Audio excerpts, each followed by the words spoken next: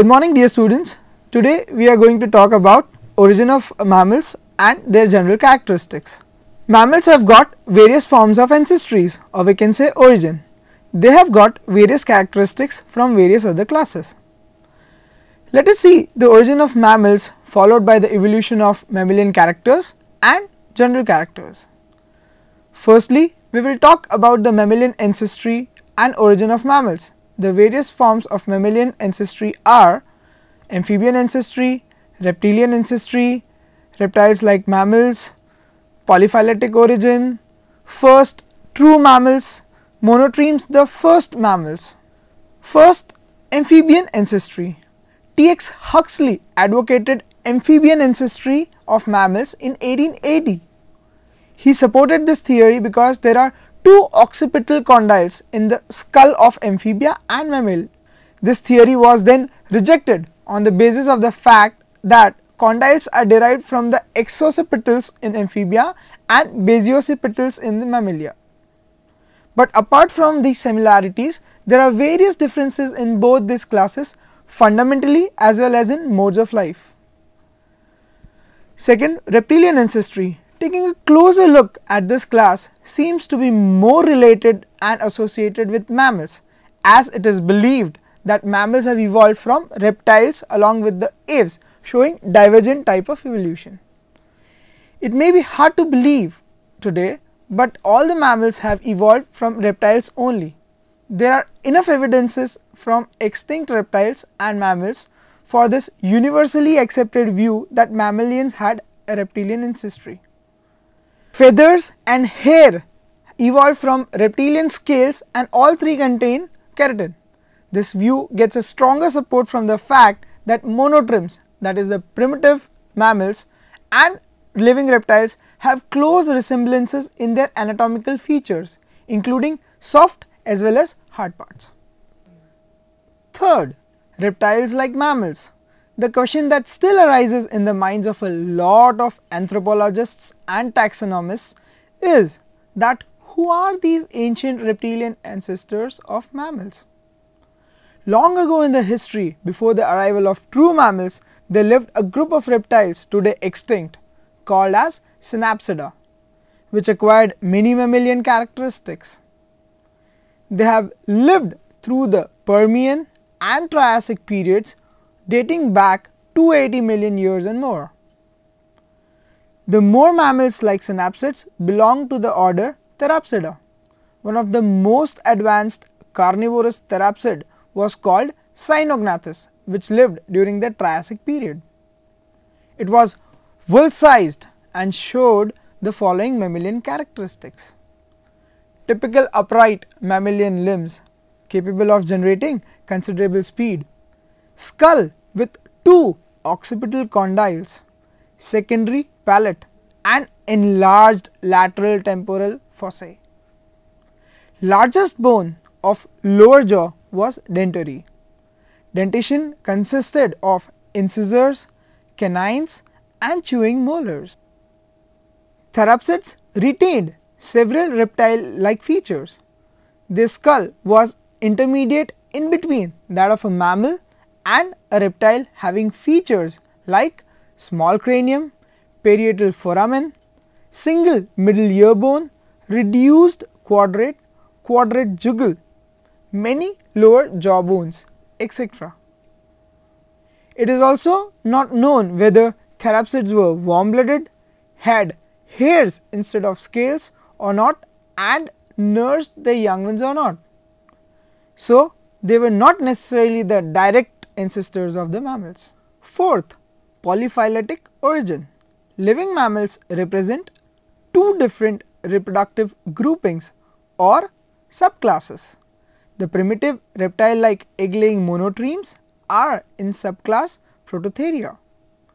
All other mammals give birth to living young ones and form the subclass Theria. The living therians are divided into marsupials or infraclass Metatheria and placentals or infraclass Eutheria. Was mammalian evolution monophyletic or polyphyletic is yet not known. This is because nothing is known about the origin of primitive Prototheria. This is because the fossils older than the Pleistocene are unknown.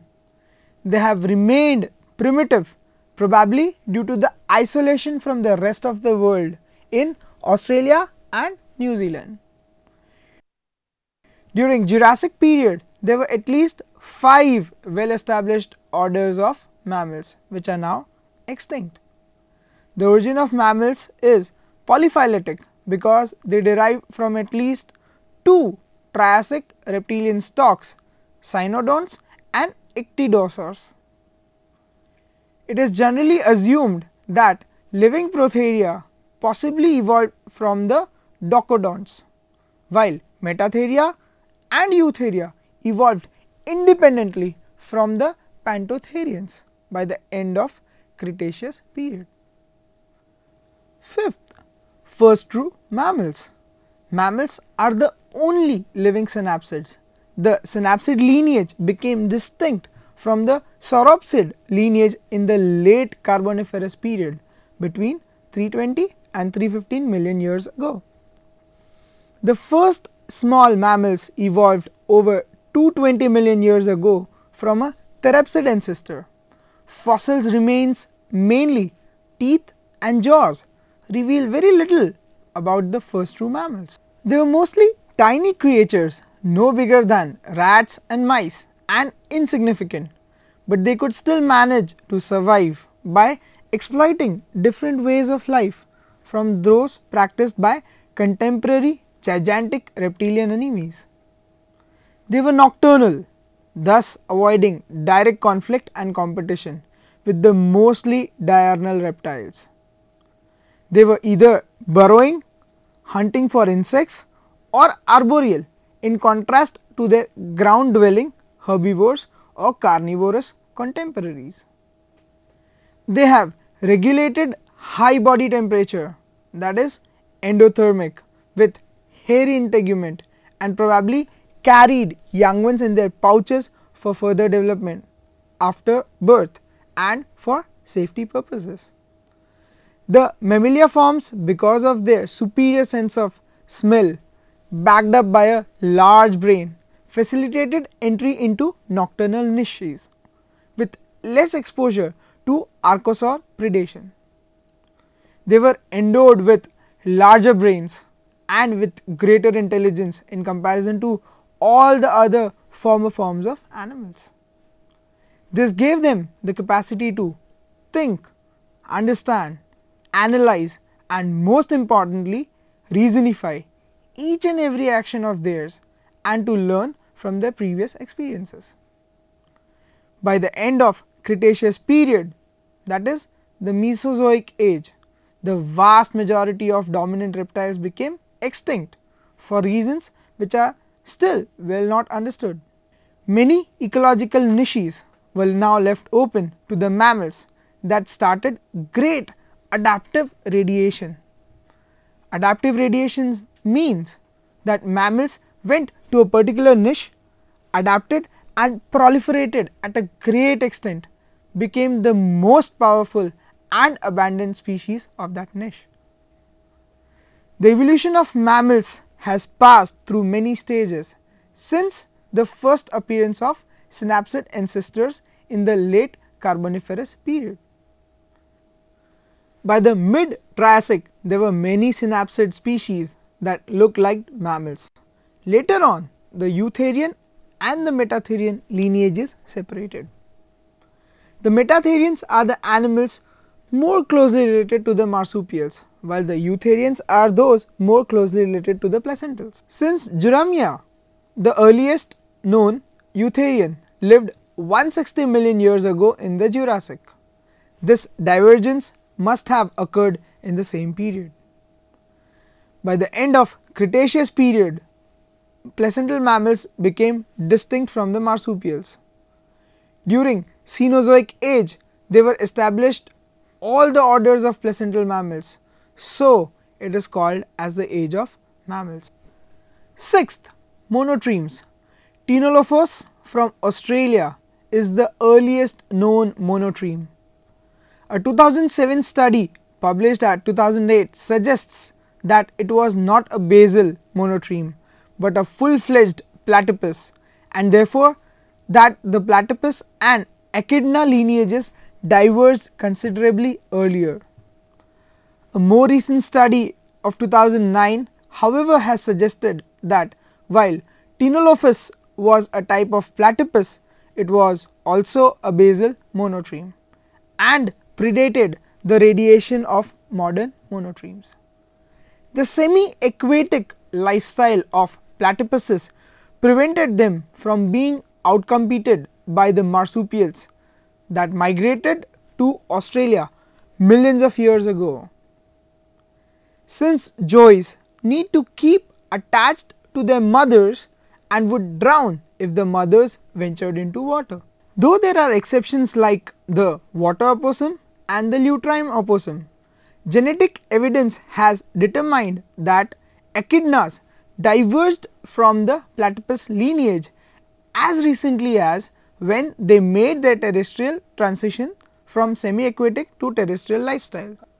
Of course, reptilian features are not visible in fossils, and the main characteristics from paleontologists' point of view are a slender dentary bone in which coronoid process is small or non-existent. The external opening of the ear lies posterior base of the jaw. The jugal bone is small or non-existent. A primitive pectoral girdle with strong ventral elements, coracoids, clavicles and interclavicle. Therian mammals have no interclavicle, sprawling or semi-sprawling forelimbs. Any study would remain vague without studying the different features of the class.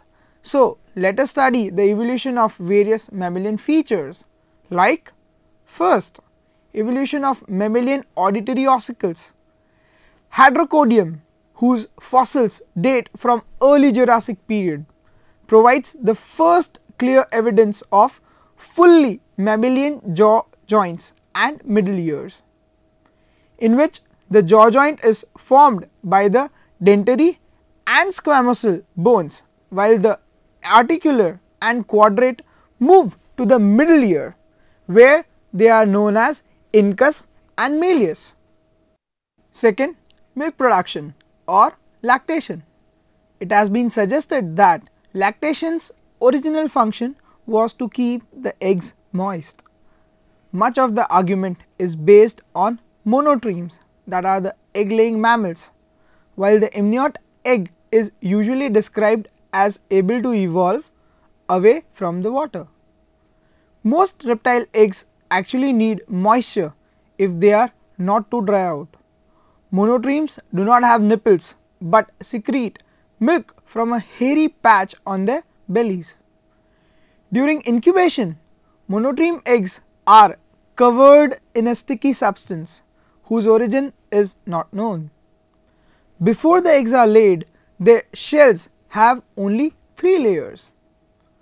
Afterwards, a 4th layer appears with a composition different from that of the original 3.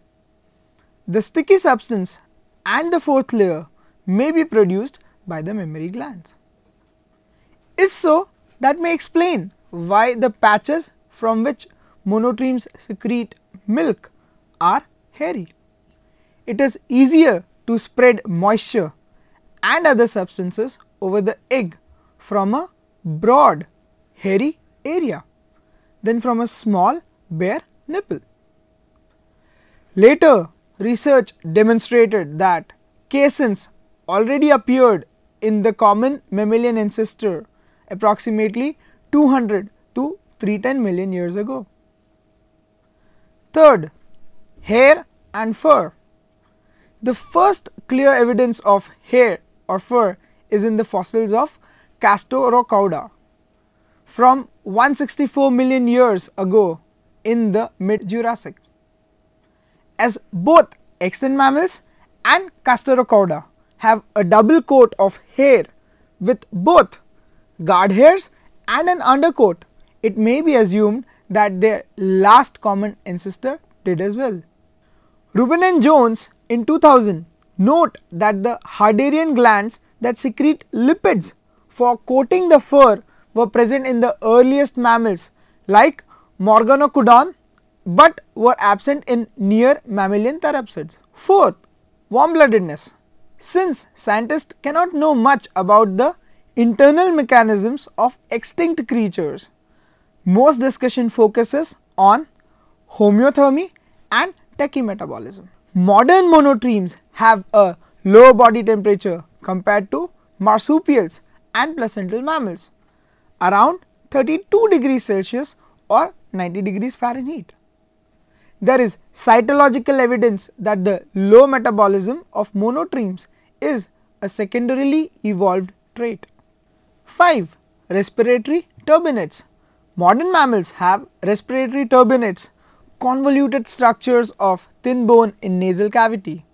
These are lined with mucous membranes that warm and moisten inhaled air and extract heat and moisture from the exhaled air. An animal with respiratory turbinates can maintain a high rate of breathing without the danger of drying its lungs out, and therefore may have a fast metabolism. Sixth, mammalian brain. Mammals are noted for their large brain size relative to body size compared to other animal groups.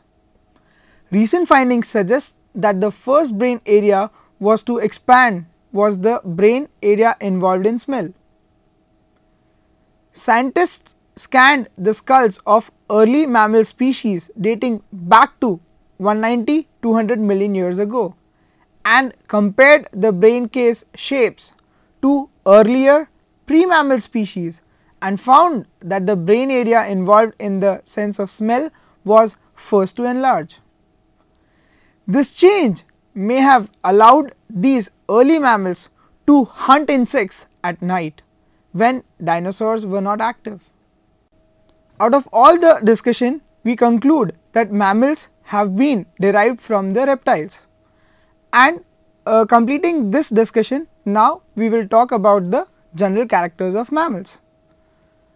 Mammals are hair-clad, mostly terrestrial, air-breathing, warm-blooded, viviparous and tetrapod vertebrates. Body distinctly divisible into head, neck, trunk and tail. Limbs 2 pairs, pentadactyl, each with 5 or fewer digits and variously adapted for walking, running, climbing, burrowing, swimming or flying. Hind limbs are absent in cetaceans and sirenians. Exoskeleton includes lifeless, horny epidermal hairs, spines, scales, claws, nails, hooves, horns, bony dermal plates, etc. Skin richly glandular, containing sweat, sebaceous oil glands and sometimes scent glands in both the sexes. Females also have mammary glands with teats producing milk for suckling the young. A muscular partition called diaphragm separates the thoracic cavity from posterior abdominal cavity.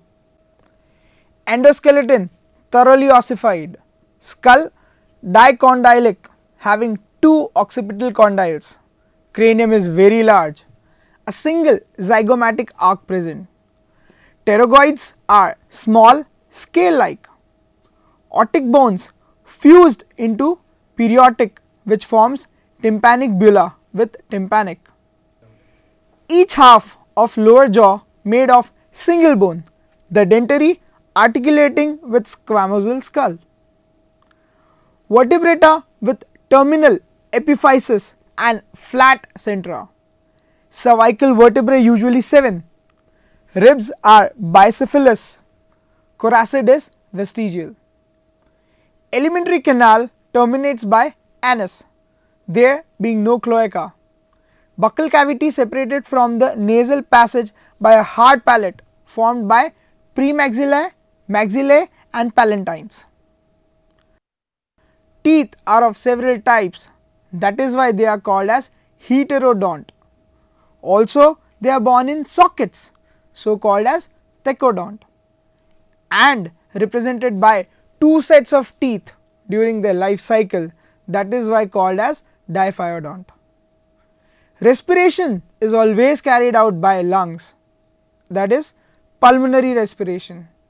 Glottis is protected by a fleshy and cartilaginous epiglottis. Larynx contains vocal cord that allows them to make sounds for communication. Heart is four-chambered, exhibiting double circulation. Left aortic arc is present, whereas renal portal system is absent.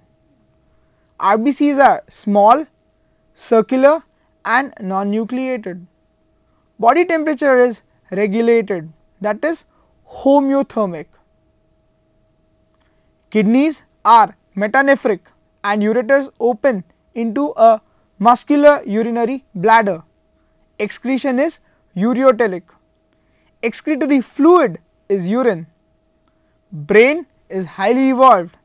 Both cerebrum and cerebellum are large and convoluted. Optic lobes are small and 4 in number, forming a structure called as quadrigemina. Corpus callosum is present connecting two cerebral hemispheres. There are 12 pairs of cranial nerves. Senses are very well developed. Eyes are protected by eyelids and the upper eyelid is movable. External ear opening is protected by a large, fleshy and cartilaginous flap called pinna. Middle ear cavity is there, having 3 ear ossicles, namely malleus, incus and stapes. Cochlea of the inner ear is spirally coiled. Sexes are separate. Sexual dimorphism is generally well marked in all the mammals. Male has an erectile copulatory organ or penis. Testis commonly placed in the bag or scrotum outside the abdomen. Eggs are small with little yolk or no shells. Fertilization is internal, before which copulation takes place. Except egg laying monotremes, mammals are viviparous, giving birth to living young ones. Development is inside the uterus. Developing fetus is attached to the uterine wall of the mother by a placenta for nutrition and respiration. Embryonic membranes like amnion, chorion and allantois are present. After birth, young one is nourished by the milk secreted from mammary glands of the mother. Parental care is well developed, reaching its climax in humans. Mammals show great intelligence among all animals. My dear students, in this chapter we will learn the origin and general characters of mammals. Mammals are originated from various ancestry types like amphibians, reptiles, etc. From this information, monotremes are considered to be the first mammalian types. These mammals possess many similarities. Hence, origin and general characters of them are mentioned in this delivery before we learn their classification. Thank you.